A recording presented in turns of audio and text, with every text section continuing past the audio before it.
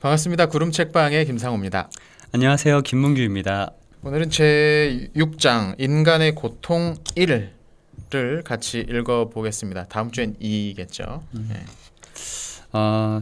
보통 책 한 번 읽으면 대략 이제 이해가 되고 이해가 되고 감동을 받고 이러는데 이번 단어는 특히나 더 어려웠던 것 같아요. 예. 처음에 날렸던 공수표가 되게 부끄러워질 정도로. 우린 이미 거짓말쟁이가 돼요. 한 3번 정도는 읽어보셔야지. 근데 반대로 그 말은 읽으면 읽을수록 새로운 그 감동들이 계속 날리는 거야, 수표를? 진짜 이게 이번 장에서는 고통의 의의를 이야기하고 있는 것 같아요. 몇 가지로 이야기를 하고 있는데 우리가 우리의 자아를 하나님께 온전히 내어 맡기는데 고통이 필요하더라 라는 이야기예요. 그 이야기를 이 책의 6장 그러니까 인간의 고통 1 표지에서 어떤 힌트와 함께 던지고 있는데요. 한번 읽어드리고 싶어요. 그리스도의 생명은 모든 점에서 본성과 자아와 나에게 너무나도 쓴 것이므로 우리 각 사람 안에 있는 본성은 그 생명을 혐오한다. 이 말이 무슨 뜻일까 한번 생각해 보자면 우리가 예수님을 알기 전에는 그냥 뭐 자아 잔치였잖아요. 자아가 왕인 삶을 살았죠. 그런데 예수님을 만나고 나서 예수님을 내 안에 주로 모실 것인가에 대한 도전을 받게 되는 그 순간부터 이 자아는 이제 죽을 위기에 처하는 거죠. 자기를 부인하고 자기 십자가를 지고 주님의 뒤를 따라가야 되니까 그 죽을 위기에 있는 자아는 예수님을 좋아하겠냐는 말이에요. 예수님께 내가 왕으로 살아오던 그 왕좌를 내어드리는 건 분명히 힘든 일일 거다. 힘든 일이란 말은 고통이 따르는 일일 거다. 그렇게 생각할 수 있지 않을까. 책에서 되게 로이스가 인상적인 비유들, 표현들을 여러 개 사용을 합니다. 좀 그 중에서 이제 좀 이 책에서 가장 인상적이었던 비유가 이건 것 같아요. 고통은 귀먹은 세상을 불러 깨우는 하나님의 메가폰입니다라는 표현인 거죠. 일어나 정신 차려 하면서 깨우는 게 고통이 그런 기능을 한다는 거예요. 그러니까 그 전에는 우리가 정신 차리지 못하고 있는 상황에 있었는데 현실을 제대로 보게 만든다는 거죠, 고통이. 그러니까 이게 무슨 얘기냐면 제가 진짜 불경건한 삶을 살고 있을 때 정말 하나님하고 멀어질 대로 멀어져서 내 멋대로 막 살고 있을 때도 하나님을 외치게 되는 순간이 있어요. 어떨 때냐면 대중교통을 타고 있는데 좀 화장실이 너무 급할 때 근데 막 배가 너무 아파. 그런 적 있어요, 한번. 이럴 때 진짜 하나님을 좀 간절히 찾게 돼요. 서울에서 성남으로 운전해 갖고 돌아오고 있는데 아무리 가도 휴게소나 아무것도 안 나오는 거야. 난 죽겠는데 좀 쏟아지고 있는데 자동차 전용도로에서 내릴 수도 없고. 그러니까 저는 한번 제가 기름을 이제 미리미리 채우는 그런 성실한 스타일이 아니라 가지고 꼭 불 들어오면 채우는 스타일이거든요. 저는 한번 이제 주유소를 한 번 놓친 거예요. 그랬는데 고속도로에서 주유소 계속 안 나와. 차가 정말 설지경이야. 비는 엄청 오고 있어. 그때만큼 제가 경험했던 때가 없어요. 근데 그런 고통의 순간, 위기의 순간이 되면 하나님이 너무너무 강하게 생각난다는 거예요.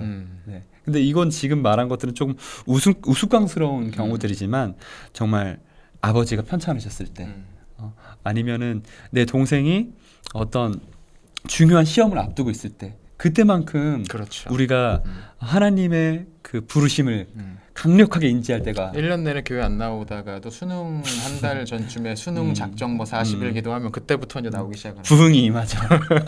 어쨌든 간 고통이라는 것들은 우리로 하여금 하나님에 대해서 생각하게 하는 하나님이 계시지라고 떠올리게 하는 데는 정말 지표약인 것 같다는 생각이 듭니다. 좀 센 약이죠. 센 약이죠. 먹으면 바로 나오는. 로이스가 여기서 친구한테 들었다는 얘기인데 이런 얘기를 해요. 우리는 비행기 조종사가 낙하산을 대하듯 하나님을 대합니다. 위기 상황을 대비해 마련해 두긴 하지만 그것을 사용할 기회는 오지 않기를 바랍니다. 이게 확 와닿더라고요, 이 얘기가.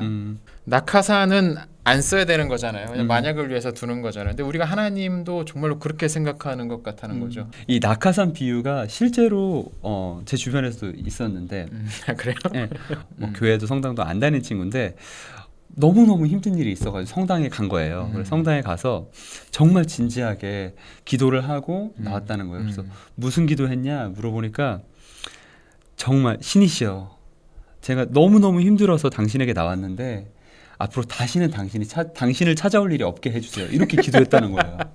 와, 그 얘기를 들으면서 이해는 되지. 무슨 마음인지는 알겠. 너무 힘들어서 그렇구나. 그런 아직 그림 들구만. 옛날에 어떤 그 그림 큐티 뭐 이런 것들 한창 유행했었잖아요. 우리 어렸을 때. 진짜 그래요? 옛날에 몰랐어요? 몰라? 나 어렸을 때 안 믿었으니까. 언젠가 그런 얘기 했더라고. 내가 뭐 힘들 때도 뭐 할 때도 항상 내 뒤에 계시는 하나님. 감동적으로 써놨더라고. 근데 난 거기다 뭐라고 이제 댓글을 썼냐면 하나님이 뭐 당신 심부름 센터 뭐 직원이 하나님 당신 뒤치다거리 해주기만을 바라. 돌아서야지. 하나님한테 돌아서야지. 하나님이 늘 내 뒤에 있으니까 난 안심. 이게 맞는 얘긴가라는 생각을 그때 이제 고등학생 때 난 그때도 까칠했나 보다. 아니 그런 찬양도 있잖아. 나의 등 뒤에서 나를 도우시는 주. 내가 하겠다는 거지.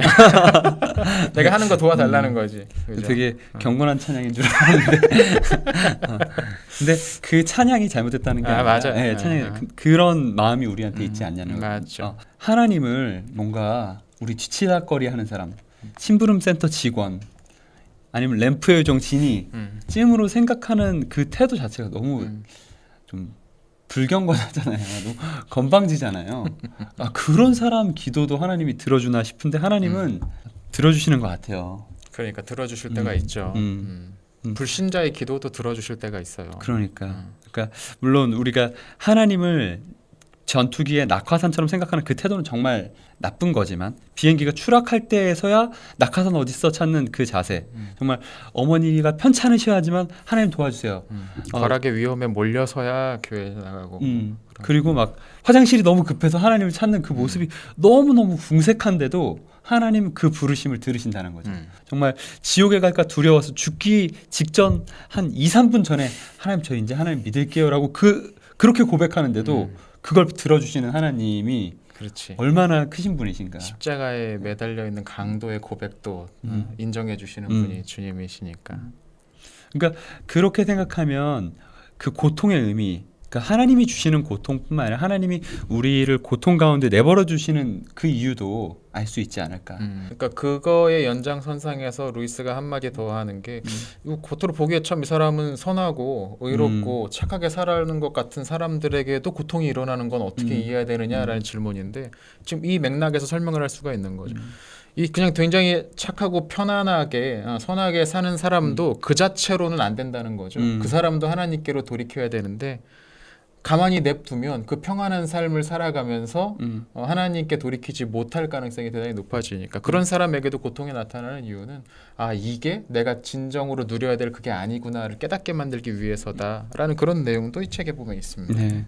그러니까 제가 그 부분을 읽으면서 이제 저희 가정이 생각났는데 저희 가족들은 모이면 정말 행복해요. 이제 뭐 할머니 생신이다, 아니면 저희 아버지 생신이다, 아니면 작은 아버지 생신이다 이러면 온 가족들이 모이거든요. 뭐 오손도손 별의별 얘기 다 하시고 사촌들끼리는 사촌 같지 않고 다 만인에 대해서 포옹하고 뽀뽀하고 뭐 사랑해 보고 싶었어. 프랑스식이야. 너무 행복해요. 그때 제 마음에 어떤 불안감이 살짝 엄습해요. 그러니까 우리 가족은 너무 행복한데 같이 사는 우리 가족 중에는 아버지 말고는 다 이제 예수님을 믿으니까 우리 아버지가 너무너무 행복해서 예수님이 필요 없다고 생각하시면 어떡하지? 라는 불안감이 있는 거죠. 루이스는 계속 우리가 선택해야 될 선이 하나님께 나를 내어드리는 것 혹은 내 삶의 주인의 자리를 하나님께 내어드리는 것이라고 얘기를 하고 있습니다. 근데 이게 생각만큼 쉽지 않다는 거죠. 만약에 내가 좋아하는 거, 내가 좋아하는 음식 마음껏 먹으면서 아니면 나한테 유익한 것들을 마구마구 선택하면서 그것들을 하나님께 내 왕의 자리를 내어드렸어라고 얘기한다면 그걸 누가 믿어주겠어요? 여기서 이제 고통의 중요한 의미는 무엇이냐면 고통을 뚫고 우리가 하나님께 내 자리를 내어드렸을 때 그때 그냥 고통을 극복한 것을 끝나는 게 아니라 진정한 기쁨이 주어진다는 거죠. 내가 나한테는 분명히 이것이 유익하지 않다라는 걸 알고 있어요. 이건 내가 죽은 다음에나 이득이 되거나 아무도 인정하지 않는 하나님께만 이득이 되는 행위라고 생각해서 한 그 행위가 누구도 이해하지 못하는 기쁨을 준다는 거죠. 그런 의미에서 기독교의 어떤 실천 중에 가장 완성된 덕의 형태는 무엇인가? 순교라고 이제 C.S. 루이스가 얘기하고 있는 거죠.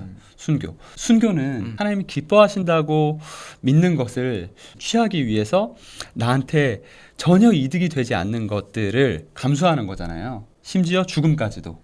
그게 이제 기독교인들의 삶의 자세여야 된다는 거죠. 전능자의 그늘이라는 책을 쓴 이제 엘리자베스 엘리엇은 그렇게 얘기하더라고요. 주님을 위해서 죽는다는 것은 매일 주님을 위해서 사는 것의 자연스러운 결과이다. 그 말을 들어보면 사실은 우리가 여전히 순교자로서 살아야 할 그런 의의를 제공해 주는 것 같아요. 오늘 뭐 코로나 때문에 교회가 핍박받는다고 얘기하고 또 기독교인들이 차별당한다고 얘기할 때 우리는 어떻게 해야 되는 걸까? 우리가 그들과 맞서 싸울 때 정말 우리는 순교자의 정신으로 싸우는 것인가? 아니면 다시 내가 빼앗겼던 그 왕의 자리를 찾기 위해서 싸우는 것인가? 이런 질문들을 좀 던져볼 수 있지 않을까? 네, 그렇습니다. 그러니까 여기까지 이야기하면 이제 이거 신앙은 고통이구만. 이제 난 죽었네. 이거 해야 돼. 뭐 이런 생각까지 혹시 하실지 모르겠는데 루이스가 누굽니까? 여기서 끝내지 않죠. 루이스도 이렇게 덧붙이고 있습니다.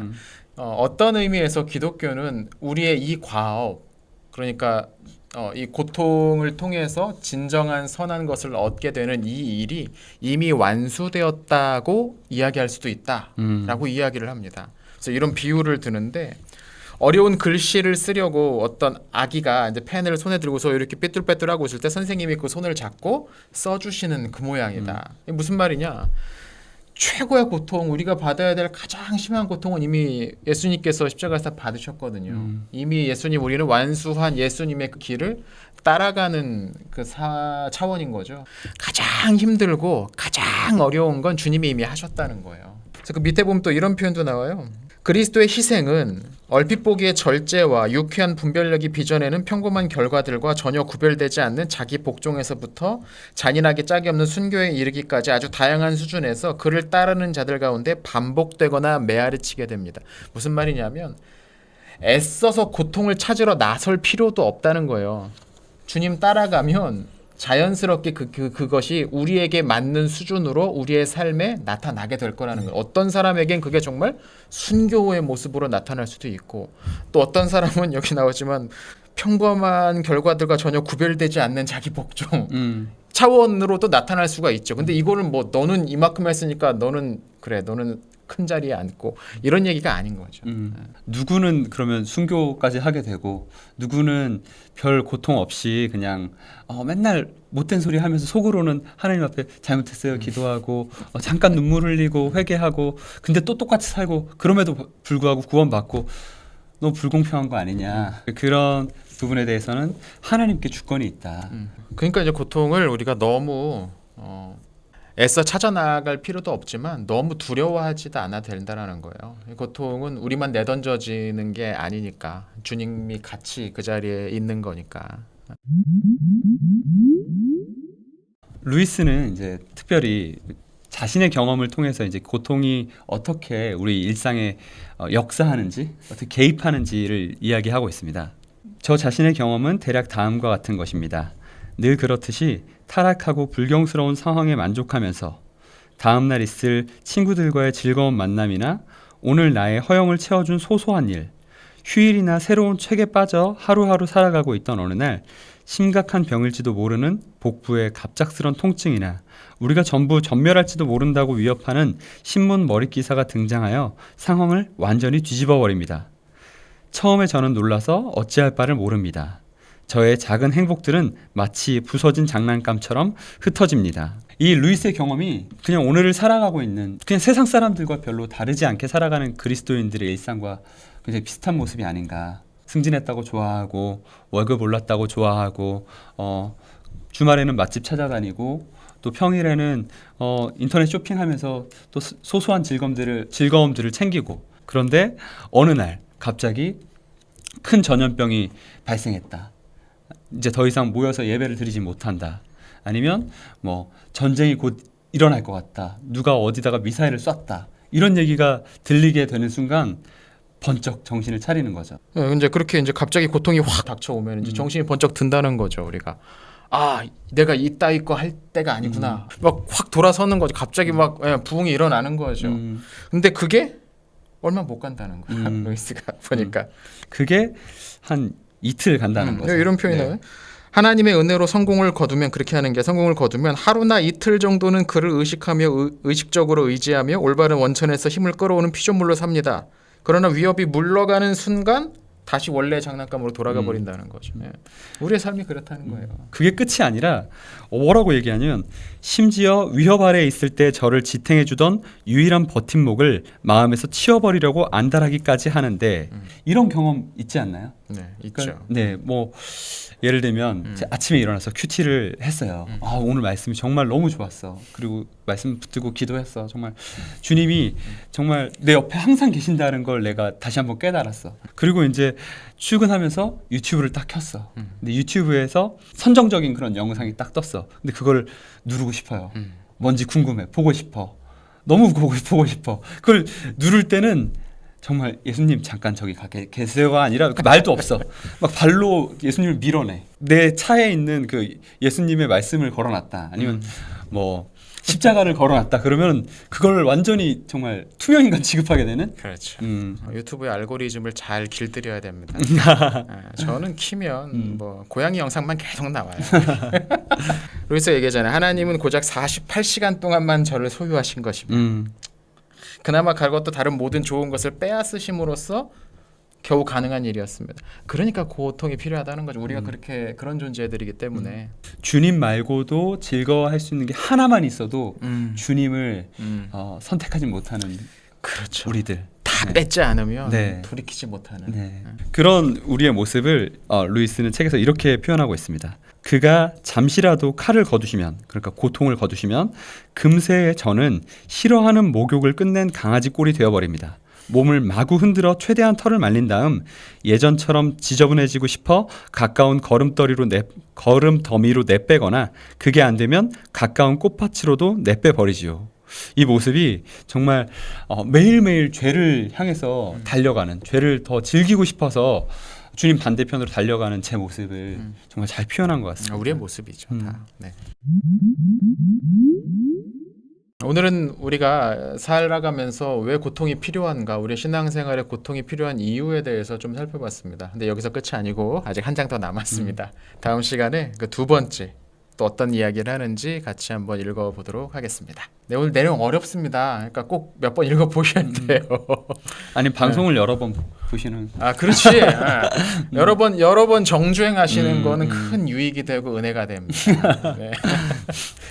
현세와 내세의 유익이 됩니다. 자, 그럼 다음 영상으로 다시 찾아오겠습니다. 안녕히 계세요.